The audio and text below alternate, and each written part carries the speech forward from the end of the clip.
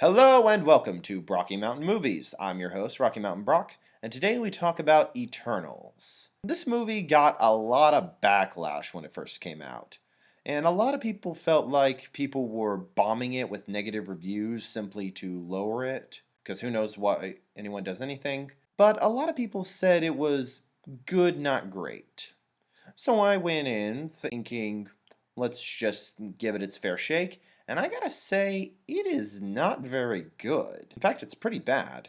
So what's the story proper? There is a group of people called the Eternals. They hail from the planet Olympia and are sent by this giant space deity in order to kill the deviants. But there's a secret twist to what they're doing. Once they complete their task, all of Earth shall be destroyed. Now you might be thinking, okay, that kind of sounds like a Marvel flick, but what would make this movie bad and all the others good? Simply put, one word: investment. The other movies treat their conflict like an actual problem, while this one is just very low energy. For one, you have like 9 Eternals, and outside of their powers, you have to give them all unique personalities and have them all work with each other. It's a lot to work with, and people keep getting lost in the shuffle. You can't really build on them well because you have to keep going and recruiting them throughout the movie, so there's a lot of time to fight for. In addition, this movie is very overly long. It's 2.5 hours, and you feel the 2.5 hours. Also, a lot of the themes they are trying don't come to fruition. They keep setting up ideas and then not going anywhere with them. I mean, you get the overall message that you have lived through eternal lives and have noticed that while humans are inherently stupid and self-destructive, they are also loving and have a certain spark that's worth saving. Again, same old, same old. You keep starting ideas and ending them.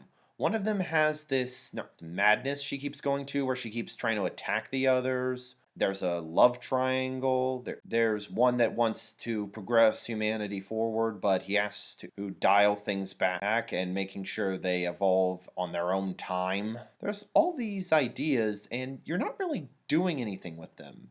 You're introducing them, but they're not playing out in satisfying ways. If I had to point out the most disappointing, it would be this one called Druid.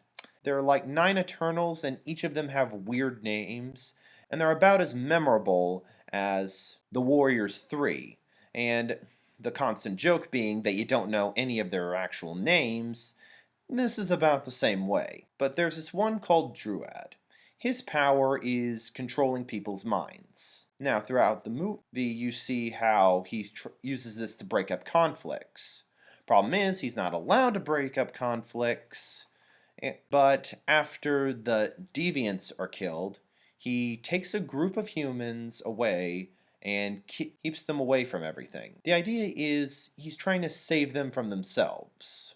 It's a decent idea. There are rules against them partaking in human conflicts, and he points out this isn't a war, this is a genocide, and I can stop it.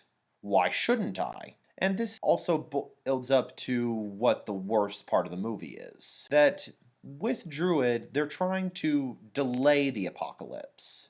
Like, their first idea is that they can't stop the Earth from being destroyed, but they can buy time and move the inhabitants of Earth to another planet. Honestly, I'm kind of for that. It would be like, okay, you're not going for the straightforward win, you're going for the compromise. So they're going to have Druid delay the apocalypse. But then he gets stopped in the third act fight, and then his only contribution to the entire movie is sneaking up behind someone and hitting them with a rock.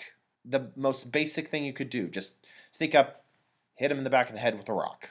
You had that idea and you just threw it away. Then out of nowhere, one of them can just stop the apocalypse altogether. And there's no setup. So, 4 things.